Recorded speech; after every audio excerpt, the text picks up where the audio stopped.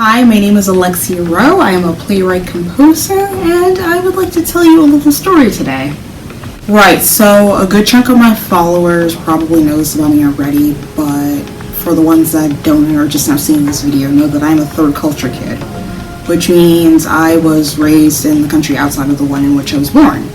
So I'm an American. I was born in the United States of America, and I was raised from the ages of 8 to 18 in South Africa, actually. At that point in time, I was 16 or so, and South African high schools, they're from the ages of 14, which is roughly about 8th grade, to 12th grade, or also known as matric, which is 18. 8th and 9th grade has their own specific set of subjects that every single person in that grade has to study, which is math, LO, just the typical well-rounded liberal arts subjects like you get in college.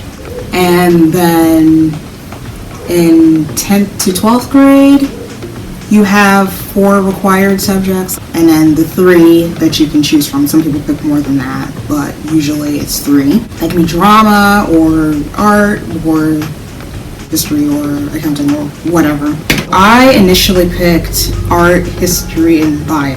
So I'd be like, okay, I don't really want to do history. I would much rather switch history for drama, because I'm a performer, and I was doing a lot of acting and whatnot up until then. So it just made a lot of sense to do drama, so I can perfect my craft. So I go to the lady who's in charge of making the timetables, because I realized my initial timetable still had me taking history, even though I didn't want to take that, and they just made a goof up on the schedule somehow.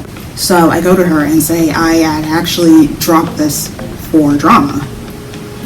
And she's looking at my schedule. She's like, okay, so now you're going to be doing art, drama, and bio? She's like, that doesn't look like a good combination to me. It probably isn't a bad combination in and of itself in general, if you're somebody like me who's super artistic. But when you're in a school environment where they want you to study subjects, they'll make you a lot of money, or basically get you out of poverty, because the poverty rate there is super, super high. So they want you to be making money so that you don't end up there, or if you're already there, stay there. And rehearsal, she says to me, okay, I'll change your schedule, but I don't know why I should care about your future when you clearly don't.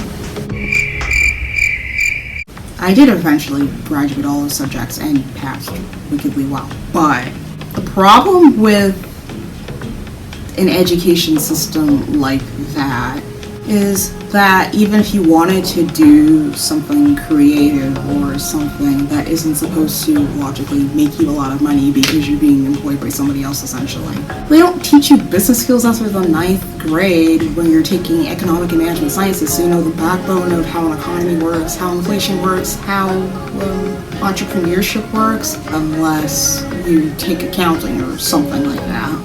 Personally, when you're that young, you really should take something that you enjoy, and figure out who it is you actually are, rather than, just take it because it's going to make me a lot of money, and then, God forbid, you end up, failing out of school or whatever, because you couldn't withstand the pressure that was being put on you by all sorts of outside forces. And that said, having to put on pressure on somebody that young, that is another issue. You can't expect somebody who is 16 years old to know what they want to do for the rest of their life when they probably don't even know what they want to eat for breakfast tomorrow. I mean, you can't really expect somebody to make such huge life decisions when they're not even old enough to vote, or in some cases have a driver's license, or even be married actually.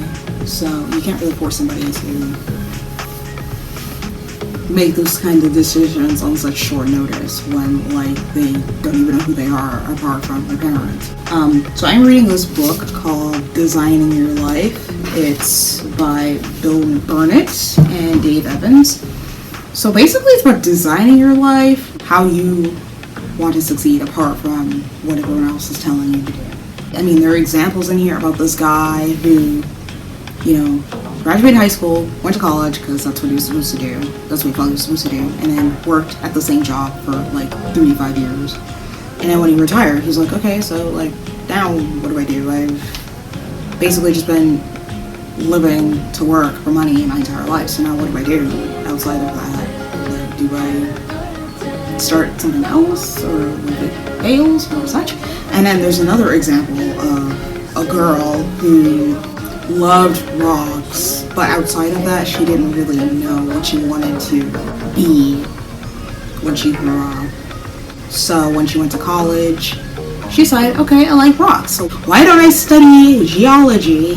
And when she graduated, she realized, okay, I don't exactly like the field work that comes with geology as much as I love rocks. And now she's sitting and she's like, okay, like I have a college degree, but like I can't really put it to good use because I studied something that I don't love and makes it marketable. I am not saying that you should just do whatever you want, la la la la. I'm gonna go be a surfer hippie and live in Topanga Canyon and swim with the dolphins. I'm not saying that. What I'm saying is think like an entrepreneur, really. I mean, there are a lot of great careers out there that haven't even been invented yet, and you could make whatever it is you love marketable if it serves a specific purpose to somebody else. And you don't know that unless you try. So that is the point of my story. And I hope you have a lovely Tuesday. I hope you enjoyed listening to me talk about my story. Well, part of it anyways.